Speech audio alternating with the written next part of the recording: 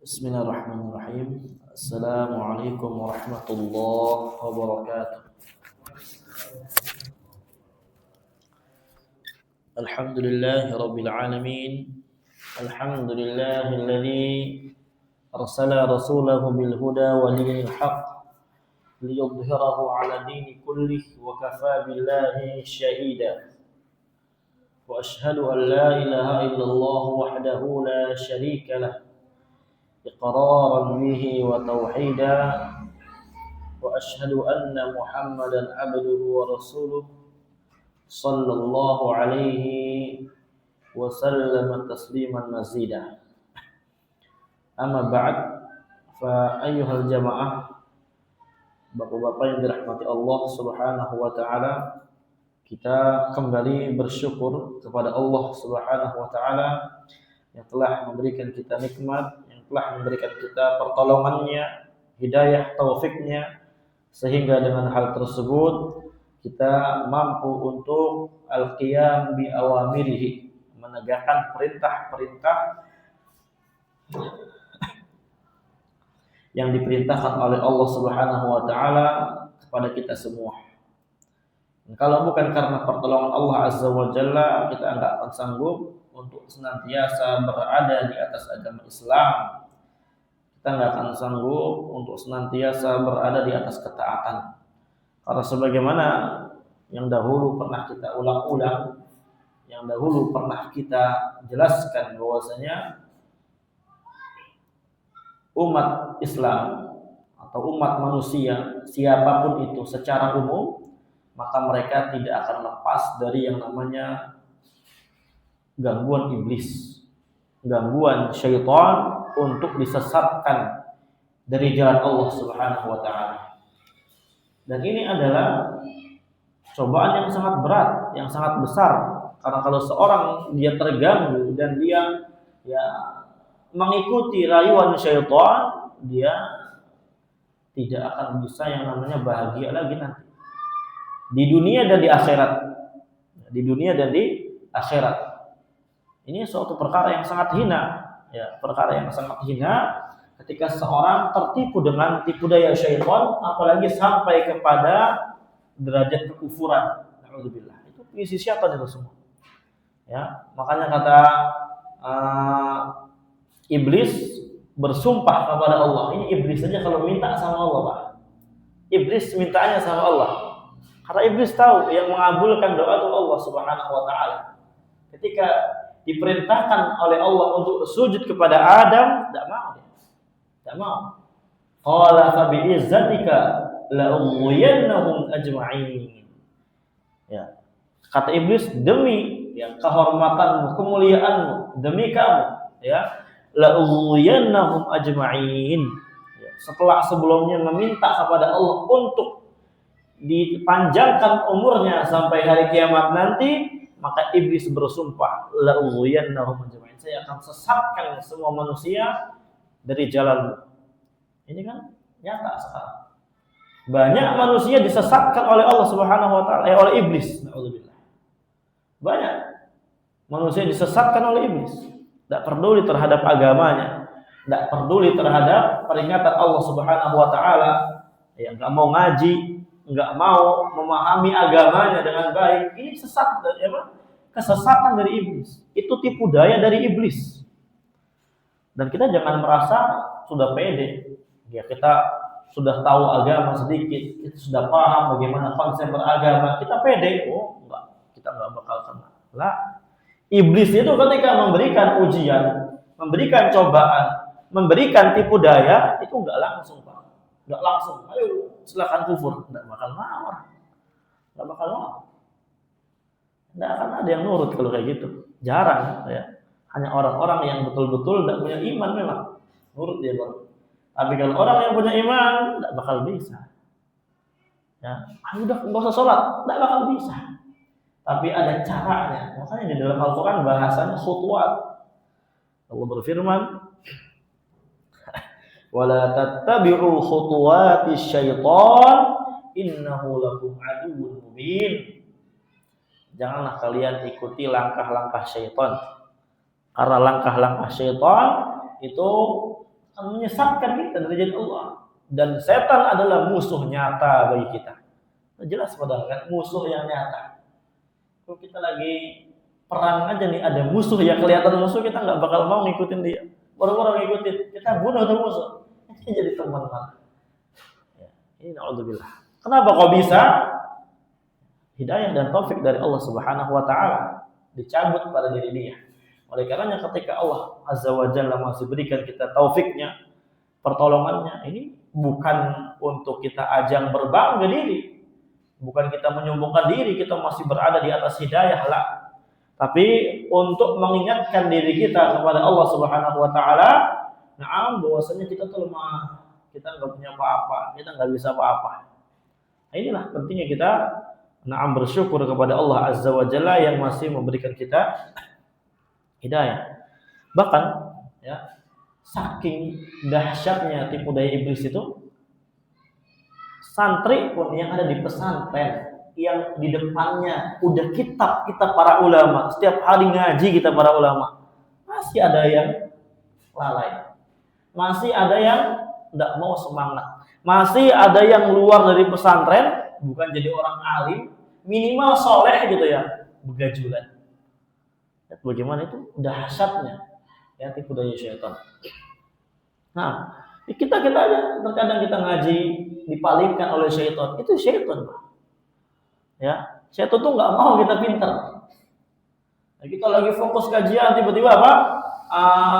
Kita apa ya? Itu bukan kita. Itu syaitan semuanya itu.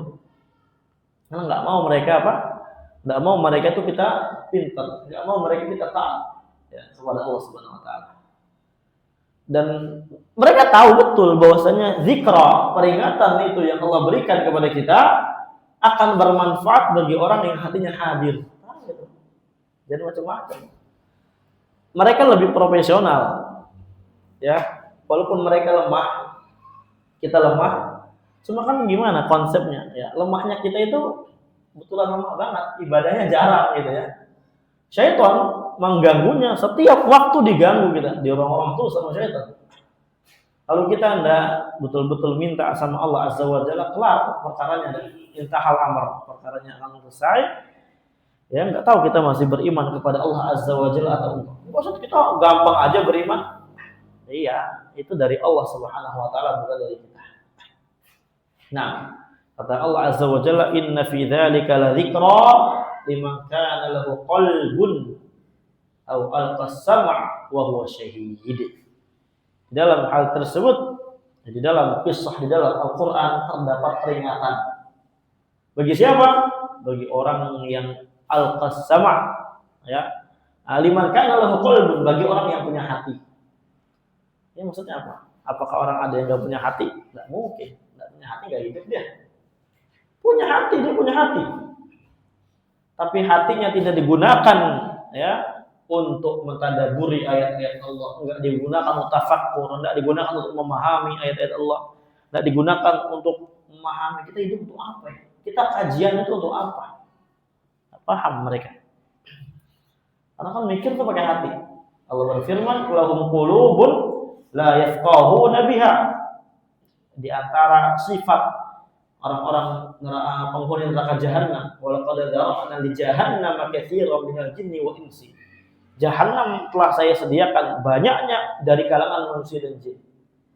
Bagaimana sifat mereka? Mereka punya hati, dan dipakai buat berpikir. Ya, mereka punya telinga, walahum ayunun la yubsiruna biha.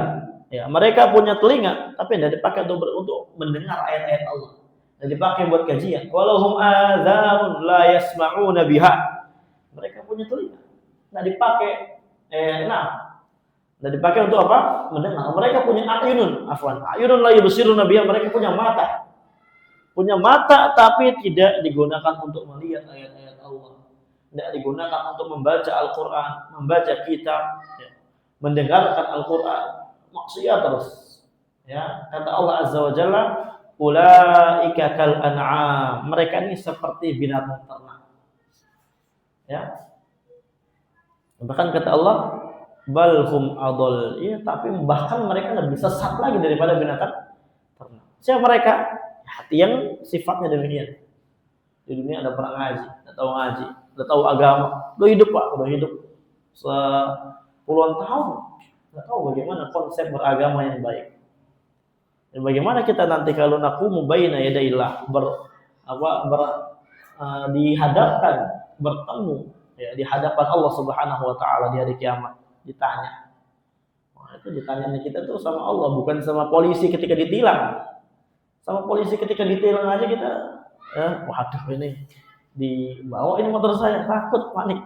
Satu-satunya lagi motor nggak bisa dipakai buat kerja, ini gimana?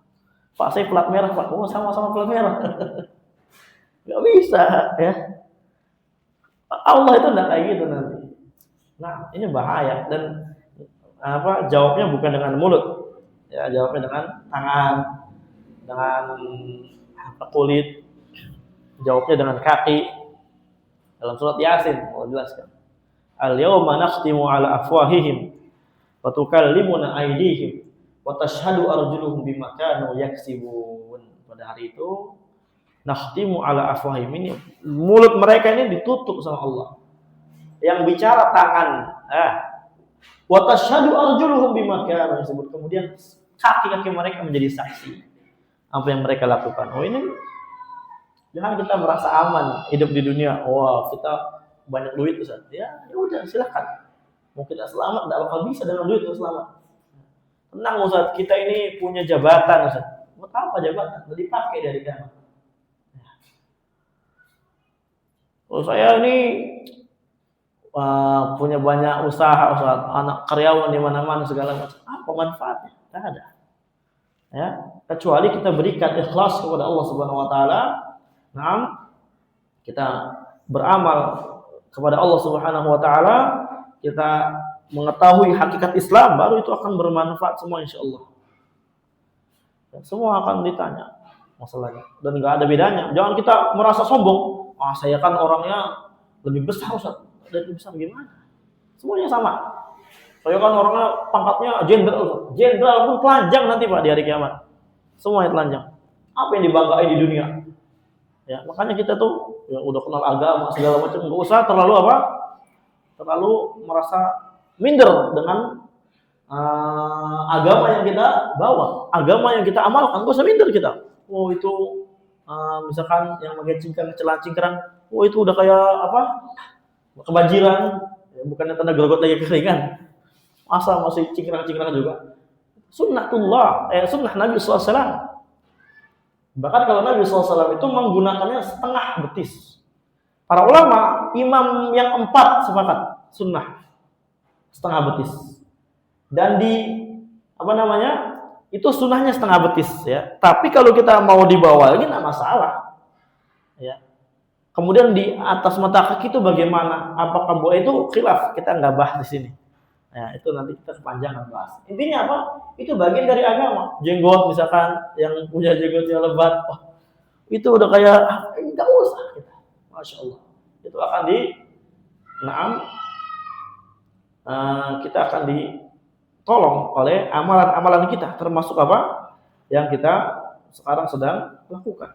Nah, kita sekarang lanjut lagi dalam pembahasan kitab 10 tarbiyah, 10 pilar di dalam mendidik anak. Nah, yang sebenarnya ini adalah wasiatnya untuk kita juga semuanya, gitu ya. Bukan buat anak kita doang, tapi buat kita juga. Wah, ini buat anak. Jangan gitu, Pak ya. Ketika kita kajian, oh ini buat anak. Tidak bisa kayak gitu. Buat kita juga, arahkan kepada kita. Kita sekarang pilar yang ke-8, masih dalam pilar yang ke-8 tentang bazlun nushi wa taujih. Kita mengerahkan ya nasihat dan arahan kepada anak kita. Itu udah kita bahas kemarin. Kita jelaskan. Nah, kemudian kita bawakan dalilnya. Dalil dari susunan yang kemarin telah kita jelaskan dari surat Luqman. Ini surat Luqman ini 1 halaman penuh ya. Sampai itu awal sampai akhir atau sampai bawah itu khusus tentang nasihat orang tua kepada anaknya. Makanya ini surat yang sangat berharga, ini sangat besar. Harus kita tadaburi. Ya, kita sudah punya anak, udah mengamalkan belum ini? Ya, surat Luqman ini kan ya, juz 20, lebih. Nah, itu kita baca-baca kalau bisa tafsirnya. Walaupun kita belum bisa bahasa Arab misalkan, sekarang tafsir itu udah diterjemahkan bahasa Indonesia. Bahkan tafsir Ibnu Katsir itu, ya itu udah diterjemahkan memakai bahasa Indonesia. Bisa kita baca, beli itu satu jilid. Kalau bahasa Indonesia kayaknya 10 lebih gitu jilid. Kalau bahasa Arabnya tergantung cetakan yang paling bagus 7 jilid dari Ibnu Jauzi Saudi. Ada cetakan apa aja, banyak sekali. Ya, tafsir apapun itu, tafsir Al-Muyassar, tafsir banyak. Qurtubi bahkan udah diterjemahkan. Tobari itu udah diterjemahkan. Masya Allah. Ya, yang apa namanya? Yang nggak mau tuh kita sebenarnya untuk apa? Mempelajari agama ini. Semua fasilitas sudah ada. Ya, sarana udah banyak. Nah, makanya nanti apa itu hujah kita di hadapan Allah Subhanahu wa taala nggak paham agama ini. Nggak ada hujah kita sama sekali. Di sini dikatakan Allah berfirman, qala ta'ala wa idz qala Luqmanu li banihi wa huwa ya'idhuhu ya bunay la tusyrik billah inna syirka la dzulmun 'adzim. Ingatlah ketika Luqman berkata kepada anaknya. Makanya dikatakan surat Luqman ini. Ini nasihat Luqman kepada anaknya ini.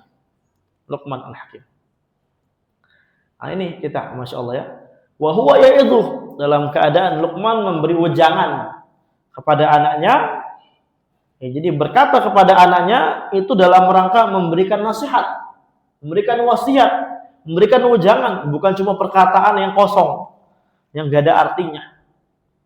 Ya, kebanyakan kita kan gitu. Banyaknya perkataan kosong, basa-basi sana sini. Tidak ada nasihat kepada anak-anak. Apa nasihat yang pertama dimulai? Ini ada beberapa nasihat. Yang pertama, ya bunai, wahai anakku. Ini cara di dalam menasihati dengan nasihat yang halus. Ya, bukan nak, sini. Ya gitu caranya. Ya bunai, wahai anakku tercinta. Itu kan. Ya bunai artinya.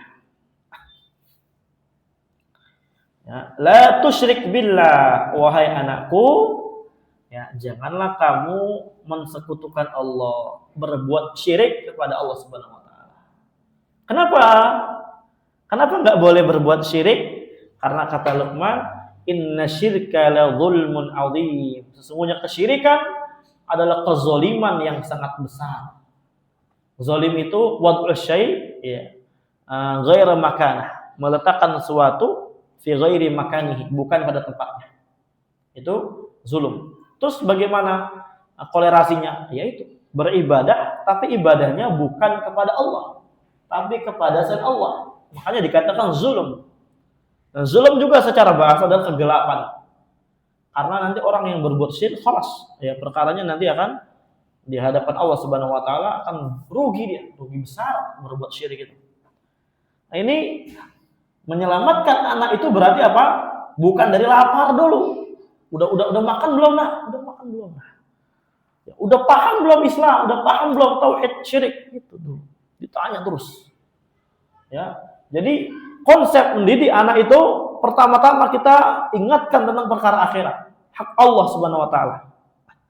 Bukan ingatkan tentang perkara dunia, bukan. Bukan ingatkan perkara makan. Anaknya lagi jauh. Assalamualaikum, Nak, gimana kabarnya? Sehat? Udah makan belum? Udah. Anak enggak bakal lupa. Kalau udah sebesar SMP, SMA gitu, pesantren, enggak bakal lupa makan, doyan makan. Minta duit. Pak, kirimin duit buat apa? Jajan. Enggak bakal lupa. Tapi sholat, tentang tauhid, tentang masalah syirik, ini yang diingatkan. Bagaimana Luqman, ya? Ya bunai, la tusyrik, jangan kamu berbuat syirik kepada Allah. Karena syirik adalah kezuliman yang sangat besar. Di antara dosa syirik, Allah enggak ampuni bagi orang yang wafat mati dalam keadaan musyrik. Allah berfirman dalam surat An-Nisa, "Innallaha la yaghfiru an yushraka bihi wa yaghfiru ma duna dzalika liman yasha." Allah tidak akan mengampuni dosa orang yang berbuat syirik, ya. Allah ampuni dosa yang di bawah itu bagi orang yang Allah kehendaki. Jadi kalau dosa syirik, mati, meninggal dia dalam keadaan berbuat syirik, tidak akan dapat ampunan dari Allah Subhanahu wa taala di hari kiamat nanti. Akan ada tebusannya. Enggak akan Allah ampuni. Kecuali nanti kalau umpamanya dosa-dosa kecil atau dosa-dosa besar yang tidak sampai kepada derajat kesyirikan. Biasanya ada yang bertanya, kalau syirik asghar gimana Ustaz? Ya. Kalau syirik asghar, para ulama berselisih. Terbagi menjadi dua bagian, dua pendapat. Kita pendapat yang tidak lebih rajih, pendapat yang lemah. Pertama mengatakan syirik juga bakal diampuni sama Allah. Ya, sesuai kehendak Allah. Syirik kecil. Orang wafat meninggal. Dalam keadaan dia belum tobat dari berbuat syirik kecil. Syirik kecil apa sih? Syirik kecil itu ya suatu perbuatan yang dinamai oleh syariat dengan nama syirik, tapi belum sampai kepada derajat syirik akbar. Syirik mutlak begitu saja. Sebagaimana kata Nabi SAW, Innallaha yanhaakum an tahlifu bi abaikum man kana halifan falyahlif billah aw liyasmut. Ya, Allah Azza wa Jalla melarang kalian sumpah dengan nama bapak kalian. Barang siapa mau sumpah, sumpahlah dengan nama Allah. Atau enggak diam. Karena zaman jahiliyah itu sumpah dengan nama selain Allah itu udah sering, lisan mereka kayak gitu. Nah, dalam riwayat ini, riwayat yang lainnya dijelaskan, ya, man halafa bi ghairillah faqad kafara aw asyrak. Siapa yang mensumpah kepada selain Allah, maka dia telah kufur atau syirik. Misalkan sekarang yang tenar, misalkan dulu sumpah pocong. Sumpah kepada Allah. Ya, apa namanya? Wallah, demi Allah. Udah gitu aja. Jangan ditambah-tambahin apa. Demi Allah, demi pocong. Demi Allah, demi Rasulullah, enggak boleh. Karena Rasulullah ini termasuk yang dilarang dan Nabi yang melarang sendiri. Di zaman dulu, zaman jahiliyah itu, mereka sering sumpah dengan nama bapak mereka, nama orang tua mereka, kabilah mereka. Itu lisan mereka itu. Ya sangat, apa namanya, lahjah, apa ya, udah tersetting gitu ya. Makanya dilarang. Nah itu syirik asghar. Nah sebagian ulama mengatakan orang wafat dalam keadaan belum tobat dari syirik asghar tetap diampuni dengan ayat yang tadi. Karena ayat itu khusus syirik akbar katanya. Ada lagi yang berkata, enggak diampuni. Dan ini yang lebih kuat. Kenapa? Karena dalam ilmu bahasa Arab, innallaha la yaghfiru an yushraka bih. An yushraka bih. Yushraka ini fi'il mudhari'. Dari kata asyraka yusyriku isyrakan wa syirkan. Ya, musyrikun musyrakun. Ya, musyrik musyrak. Masdarnya daripada yusyrik ini adalah syirkan atau isyrak. Ini masdar. Kalau syirkan isi masdar namanya. Kalau kita jelaskan agak panjang. Apa masdar, apa isi masdar? Intinya di situ ada masdar atau isi masdar yang dia dalam bahasa Arab nakirah. Nakirah ini kata umum, bukan kata yang dapat diketahui ma'rifat. Umum. Umum, kata yang umum ini kalau di konteksnya ada peniadaan maka memberikan faedah ya umum sama. Memberikan faedah umum kata para ulama usul. Ya, an-nakirah fi siyaqin nafi tufidul umum. Nakirah dalam konteks penafian memberikan faedah umum. Jadinya semua syirik asghar dan akbarnya ini yang kuat, dikuatkan oleh jumhur para ulama. Nah, banyak lagi. Dan Nabi pernah diancam oleh Allah Subhanahu wa taala ya, walaqad uhiya ilaika wa ilal ladzina min qablika la in asyrakta la yahbatanna 'amaluka wa la takunanna minal khasirin. Ya, sungguh kami telah wahyukan kepadamu dan orang-orang sebelummu kalau kamu berbuat syirik ya, maka amalanmu semuanya akan batal dan kamu akan merugi. Ya, kamu akan merugi. Banyak wa innahum man yusyrik billahi faqad haramallahu 'alal jannah wa ma'wahu an-nar wa ma lidh-dhalimin min ansar.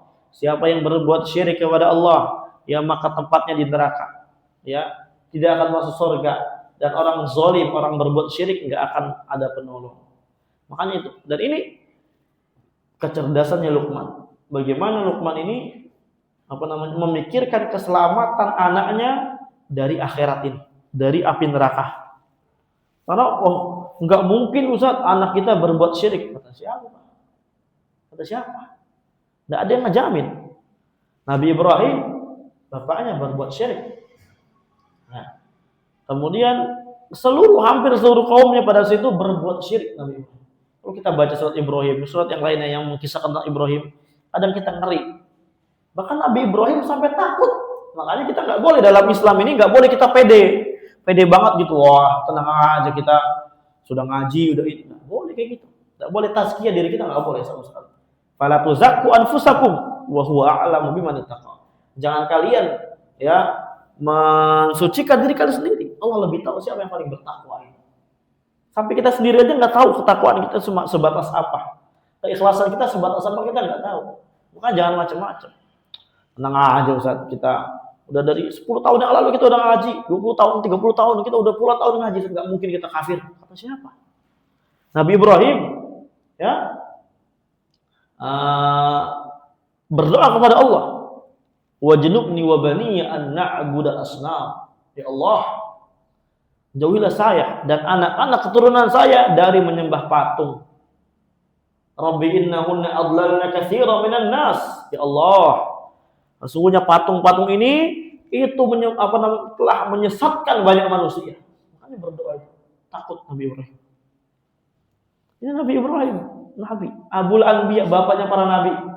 Seluruh nabi setelah Nabi Ibrahim itu seluruhnya balik nasabnya ke Nabi Ibrahim ujung-ujung. Syuaib ya ke atas Nabi Ibrahim. Ya, Ishak jelas, Ismail, bawahnya nanti ya, kemudian Yakub, Yusuf, semua terus. Alyasa ya, bawahnya lagi terus dan Ilyas, semua. Ya, ke Nabi Ibrahim. Takut itu untuk tidak istiqomah. Kalau kita kebanyakan ini terlalu pede gitu ini, mungkin kita kafir. Kata siapa? Innamal a'malu bil khawatim, kata Nabi. Amal tergantung akhir kita. Inilah pentingnya kita belajar konsep tentang tauhid. Karena tauhid lah yang akan membuat kita istiqomah. Makanya ini Luqman sangat cerdas ini. Ya, menasihati anaknya untuk jangan berbuat syirik. Dan syirik itu apa? Jangan sampai kita larang anak kita, kamu jangan berbuat syirik ya. Nggak tahu syirik itu apa. Nah, kita tahu nggak syirik itu apa? Sebenarnya dalam masalah tauhid ya, tauhid, syirik itu hukum asalnya adalah perkara ibadah. Ya, tentang uluhiyah. Tentang bagaimana kita harus beribadah hanya kepada Allah saja, jangan memalingkan kepada selain Allah. Itu asal syirik. Dan makna syirik adalah taswiyat sarful ibadah li ghairillah, memalingkan ibadah kepada selain Allah, kepada pohon beringin misalkan, kepada arwah, kepada apa ya, kemudian nyembelih, ibadah apapun itu, sholat, kemudian dia doa, istighosah dan semisalnya banyak ya. Itu adalah bentuk-bentuk ibadah. Dipalingkan kepada satu namanya syirik. Itu hukum asal dalam pembahasan syirik. Ya, dari zaman para nabi zaman dulu. Ya, sampai Nabi Muhammad SAW, ya syirik itu masalahnya. Tauhid berarti apa? Yaitu berarti mengesahkan Allah Azza wa Jalla, ifradullah bil ibadah. Ya, itu pertama asasnya. Kemudian karena di akhir zaman ini banyak sekali kesesatan, sehingga hak Allah Subhanahu wa taala dalam perkara pengaturan ya, rububiyah itu diselewengkan juga. Yang sebenarnya di zaman sahabat, zaman Nabi itu nggak terbayang ada orang yang bisa menyimpang dalam tauhid rububiyah. Apa rububiyah? Rububiyah itu maksudnya Allah Maha menciptakan, Allah Maha mengatur, Allah Maha memberi rezeki, Allah Maha merajai. Ini namanya Rabb. Ya kan ada kata Rabb, ada kata ilah. Ya. Qul a'udzu birabbin nas, malikin nas, ilahin nas. Apa bedanya Rabb sama ilah? Ilah ini maknanya ma'luh. Ma'luh maknanya ma'bud, yang diibadahi. Maksudnya Allah yang diibadahi. Berarti ini konteksnya tentang masalah ibadah. Lalu Rabb ini Rabb tarbiyah. Ya. Rabb ini dari kata Rabba yurabbi tarbiyah, yang mengurusi. Secara bahasa gitu. Ya, murabbi, yang mengurusi, mengatur. Kalau Allah dikatakan Rabb, Allah yang Maha Mencipta, Maha mengatur, Maha memberi rezeki, dan Maha merajai yang mutlak ini Allah Subhanahu wa taala. Ya, itu namanya tauhid ya, di dalam mengesahkan Allah dalam perkara hak perbuatannya Allah Subhanahu wa taala. Zaman dulu enggak ada penyimpangan ini. Di zaman Abu Jahal, di zamannya orang-orang kufar Quraisy enggak ada itu. Makanya mereka ketika ditanya, "Kenapa kok beribadah kepada selain Allah?" Ya, kenapa? Siapa ditanya? Siapa yang menciptakan semua? Walain sa'atahum, kalau kamu tanya kepada mereka semua, dalam banyak ayat kita boleh cek, surat Yunus terutama tuh. Ya, kalau kamu tanya kepada mereka, ya, walain sa'atahum man khalaqas samawati wal arda, siapa ciptakan langit bumi ini? La yaqulun Allah, mereka pasti akan jawab Allah yang menciptakan. Siapa yang mengatur, siapa rezeki, siapa yang dapat memberikan mudarat, siapa yang dapat menolak mudarat, siapa yang dapat memberikan manfaat, siapa dapat menolak manfaat, mereka semua akan menjawab adalah Allah Subhanahu wa taala. Zaman sekarang entah kenapa ya, karena memang sudah sangat jauh ya dari zaman Nabi SAW, karena kata Nabi semakin akhir zaman itu semakin tidaklah ya, semakin akhir semakin zaman berlalu semakin sesat yang setelahnya, semakin buruk zaman-zaman yang setelahnya. Perkara yang ini yang sesuai fitrah kita ini, yang Nabi itu nggak berdakwah ke situ. Ya, sebelum ada Nabi, udah ada nama orang namanya Abdullah, menghambakan kepada Allah karena tahu yang menciptakan. Abdul Muthalib, ya ketika Raja Abraha nyerang dari Yaman, Babul Yaman sana, Son'a, ketika buat gereja supaya menyaingi Ka'bah, nggak bisa. Akhirnya apa? Mau menyerang Ka'bah lah ceritanya. Mau menghancurkan Ka'bah, ya berangkatlah Abraha bersama pasukan gajah, gitu. Gajahnya besar-besar, namanya Mahmud. Ya, sekarang namanya Mamut, ya gajah Mamut. Mahmud, nama bahasa Arabnya ya. Nah, ketika sampai sana semua orang pada takut, ya, kaget, gajah gede-gede banget, pada kabur ke gunung. Kemudian semua hewan-hewan disita-sitain sama Abraha ini, termasuk hewan-hewannya Abdul Muthalib, onta-ontanya Abdul Muthalib disita. Dan dia mau ketemu Abdul Muthalib. Mana Abdul Muthalib? Katanya Adhimul Quraisy, ya, Rais min ru'asail Quraisy, termasuk pembesar Quraisy. Mana nih saya mau ketemu? Ya. Kemudian Abdul Muthalib ketika muncul malah nanya ontanya. Onta saya mana? Loh, kok malah nanya onta? Akhirnya Abraha ini ya, apa ini kok onta yang ditanya? Orang kita mau nyerang Ka'bah ini, tempat mereka yang katanya diagungkan oleh mereka, kok malah nanya onta, bukan nanya Ka'bah? Ya. Ketika ditanya, kenapa kamu malah mengurusi onta, bukan Ka'bah? Apa kata Abdul Muthalib? Adapun onta, ini punya tuannya, ya punya saya maksudnya. Adapun Ka'bah itu punya Allah Subhanahu wa taala, biarkan Allah ya mengatur itu semua. Ya, punya Rabbil Ka'bah. Halas. Akhirnya ontanya dibalikan, kemudian ini ya gajah mau menyerang Ka'bah, gajahnya duduk semuanya, enggak berani. Dan sampai akhir. Intinya syahidnya apa? Abdul Muthalib udah paham itu punya Allah Subhanahu wa taala. Itu belum ada Nabi SAW belum dakwah. Makanya ini sesuai fitrah. Kok ada di zaman sekarang yang yakin, ada yang dapat memberikan manfaat selain Allah? Ya Allah, enggak ada. Ya, serendah-rendahnya IQ orang kafir Quraisy itu enggak ada yang yakin. Makanya ketika mereka diterjang ombak di lautan, ya, falamma raqibu fil fulki walamma raqibu fil fulki, ya, da'allah mukhlishina lahuddin, ya, atau faida raqibu fil fulki da'allah mukhlishina lahuddin falamma najjahum ilal barri idahum yusyrikun. Ketika mereka naik ke perahu, ya, digoncang-goncang oleh ombak, ya. Bayangin kita naik ke lotok ke tengah-tengah laut, wah itu ombaknya bagaimana? Orang-orang kufar Quraisy pada saat itu, mereka ketika digoncang ombak, bahkan di dalam surat yang lainnya, surat As-Sajdah kalau nggak salah, Jelaskan juga bagaimana ombaknya itu apa? Sangat besar. Ya. Kamu fi maujikal apa namanya lupa saya itu. Allahul musta'an ya. Nah, qadarullah. Intinya seperti ombaknya seperti gunung yang sangat besar. Mereka takut semuanya. Pada saat itu mereka da'wullah, berdoa kepada Allah, mukhlisin, ikhlas. Ikhlas mereka. Ya. Kenapa mereka ikhlas doanya hanya kepada Allah? Karena mereka sadar yang dapat memberikan manfaat hanya Allah Subhanahu wa taala. Ini ya sangat penting.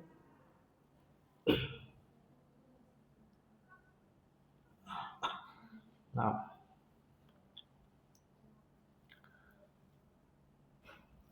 kemudian di dalam surat yang lain Allah Azza wa Jalla berfirman, "Wa idza massakumud durr fil bahr, dhalla man tad'una illa iya." Ketika ada mudarat yang menimpa kalian di lautan, semua yang kalian sembahkan, semua yang kalian meminta doa kepadanya hilang itu, kecuali hanya kepada Allah. Kenapa? Karena orang musyrik zaman dulu berdoa itu kepada selain Allah, kepada kubur, kepada apa namanya keramat, kepada pohon, kepada apapun itu, mereka hanya pada waktu luang. Waktu yang apa namanya lapang. Adapun waktu sempit, wah mereka nggak percaya. Mereka percaya kepada Allah Subhanahu wa taala. Makanya ini ketika wa idza ini surah Al-Isra ya ayat 67. Wa idza masakum dur, ketika menimpa mudaratan ya kepada kalian fil bahr di lautan, dhalla man tad'una illa iya. Hilang semua yang kalian doa kecuali Allah. Falamma najakum minal bar, tapi ketika Allah selamatkan kalian ke laut, ke daratan, a'radtum, kalian berpaling. Dalam surat yang tadi yang sebelum saya bacakan, nah, ketika diselamatkan Allah Azza wa Jalla ke daratan, ya, idzahum yusyrikun, tiba-tiba mereka berbuat syirik lagi. Jadi di sini kesimpulannya apa? Kesimpulannya mereka yakin semua itu manfaat datang dari Allah Subhanahu wa taala. Makanya zaman sekarang, ya, kamu kenapa pakai kalung keramat? Ini manfaat. Dari mana manfaatnya? Nggak bisa. Tapi ini sebab aja saya yakini. Ini saya yakini ini sebab yang datangkan manfaat Allah. Tapi Nabi menjadikan sebab nggak? Logis nggak? Kalau kita mau jadikan sebab, itu harus ada apa namanya riset yang membuktikan dari kedokteran. Misalkan, ini kenapa gelang dipakai? Ini buat obat. Nabi dulu ketika apa namanya ketika salah seorang sahabat yang menggunakan halqah, ya Nabi melihat ada orang yang menggunakan sahabat menggunakan halqah, Imran bin Husain, gelang dari humma, dari suatu kuningan dililit. Kata Nabi, "Ma hadza? Apa ini? Apa ini?" Ya, minal wahinah. Ya, ini untuk gelang ngobatin pegel lindung Nabi. Untuk ngobatin pegel lindung. Apa kata Nabi? "Inziha." Copot itu copot. Fa innaha la taziduka illa hal. Illa wahna. Hal tersebut tidak akan memberikan manfaat kepadamu, tidak akan menambah kepadamu kecuali hanya rasa takut. Orang yang menggunakan gitu-gituan kan ketika nggak bawa takut. Nanti saya gimana? Allah yang lindungi. Ya. Fa innaka law mita wa hiya 'alaika ma aflahta abada. Karena hal tersebut, gelang tersebut, kalau kamu mati di atas itu, kamu nggak akan apa namanya beruntung selama-lamanya di akhirat nanti. Tapi di sini pelajarannya, Pak. Kan orang musyrik ini, mereka aja nggak yakin bahwasanya manfaat datang dari selain Allah. Apalagi sahabat, ini kan Imran bin Husain sahabat. Ya maksudnya apa? Maksudnya sahabat pun, ini Imran bin Husain ketika diperintahkan oleh Nabi SAW melepas gelang itu, pasti banget nggak meyakini ini manfaat dari gelangnya. Nggak meyakini manfaat dari gelang, tapi yakin manfaat dari Allah, ini cuma sebab. Kenapa Nabi tetap suruh copot? Karena nggak logis, nggak masuk akal. Harus ada masuk akalnya dulu. Logis dari kedokteran. Oh ini udah dicek, ternyata ada zat-zat apa segala macam yang memang bisa menyembuhkan. Nggak masalah hal tersebut. Dan di sini Nabi SAW mengancam seorang yang berbuat syirik asghar namanya dengan ancaman syirik akbar. Karena kan nggak beruntung selama-lamanya itu syirik akbar. Syirik asghar bisa beruntung nanti insya Allah di akhirat. Diampuni sama Allah kalau telah hapus dosanya. Ya, ini dan bagaimana fikih di dalam berdakwah Nabi SAW. Intinya di sini dalil yang sangat kuat, nggak boleh kita berbuat syirik asghar, misalkan meyakini ada manfaat. Kalau kita yakin ada manfaat itu lebih parah lagi. Itu syirik akbar karena Yang datangkan manfaat cuma Allah Subhanahu wa taala. Wallahu a'lam. Azan dulu. Bismillah, alhamdulillah, wassalatu wassalamu ala nabiyina Muhammadin wa ala alihi washabbihi ajma'in wa ba'd. Kita lanjut ya dalam masalah tadi tentang rububiyah. Ya, rububiyah ini enggak ada sama sekali di zaman Nabi yang cacat. Enggak ada. Ya, tapi zaman sekarang banyak orang yang itu keliru dalam rububiyah. Bahkan ada seorang yang yakin katanya seorang wali fulan itu dapat menciptakan janin.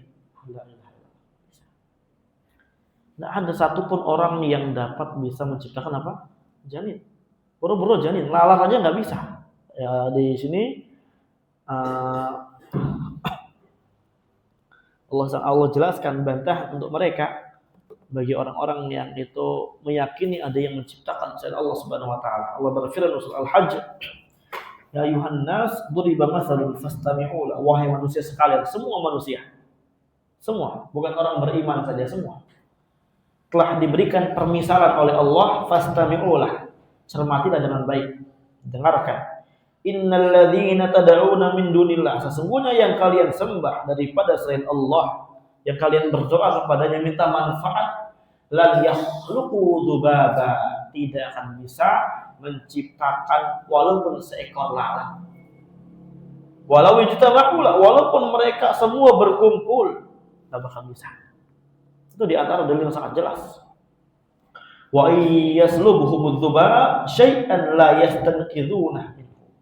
Ya, walaupun misalkan ya seekor lalat merampas sesuatu yang ada ya, pada diri dia, apapun itu dari makanan atau apa, sedikit la yastanqidhuna, ya, la yastanqidhuna. Nah, maka dia tidak akan bisa merebut kembali minhu, dari lalat yang menolong itu. Saking lemahnya. Dha'ufat talib wal matlub, ya. Orang yang meminta dan dipinta itu lemah dua-duanya. Nah, makanya para orang-orang musyrikin zaman Nabi SAW, mereka itu ketika minta kepada batu, kepada pohon, kepada kepada wali, kepada malaikat, itu mereka nggak yakin manfaatnya datang dari itu. Nah, ya, wa ya'buduna min dunillah ma la yadurruhum wa la yanfa'uhum wa yaquluna haula'i syufa'a'una 'indallah.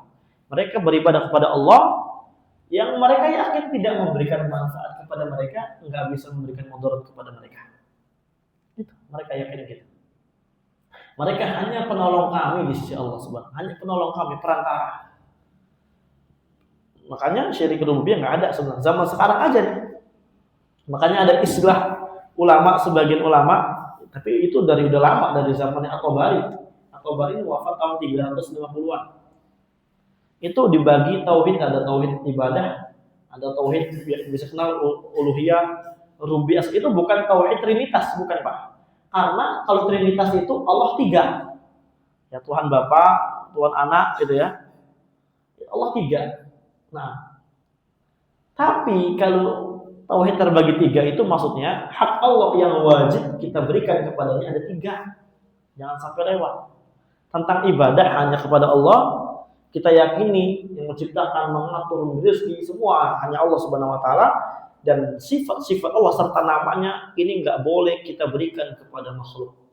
Enggak boleh kita samakan. Itu maksudnya. Allahnya tetap satu. Untuk apa dibagi? Boleh enggak? Asalnya enggak boleh, hukum asal enggak boleh dibagi tauhid. Tauhid la ilaha illallah. Enggak boleh dibagi. Maksud dari ayat ini enggak boleh syirik, enggak boleh mengsekutukan Allah dalam ibadah. Tapi kenapa kok dibagi akhir zaman ini? Untuk memudahkan kita.